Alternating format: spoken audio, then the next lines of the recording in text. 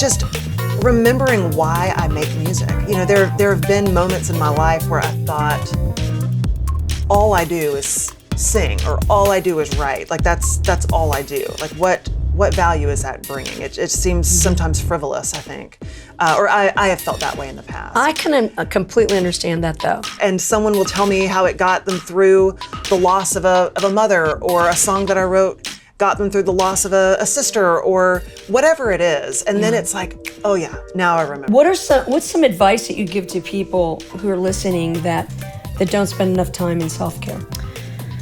I think the biggest thing is recognizing that the way you love yourself, the way you nurture yourself, it does energetically cross with everything else you do. The way you love yourself is how you're showing other people how to love you. The love you put into yourself is how you love your house or your family or, you know, your career. Everything is from you. Because there are synapses in our brains that music connects, and it's just such a joy to get to work in that and be a part of that. It's just thrilling. I love it so much. I love that. So it's mostly what I do. Well, it's really exciting to be inspiring, you know, to younger writers and new writers. You know, the biggest thing that I think is so interesting in when I'll be in a writing room with a young artist sometimes is just that they have this thing in their head and they can't get it out. It's like they're trying to put their finger on it, you know, and that, when you finally figure that out as a writer, how to get those thoughts out, right, in a way that, you know, makes sense to everybody else in the room. It can be tough for us creatives sometimes to get on that track, you know what I mean? Absolutely. And my mom was always like, why don't you take business classes in college? And I'm like, I'm never going to use that. And now I'm like, oh my God, I should take a business class. I should have listened to my mother. Yeah. I mean, how many times do I say that in a day now?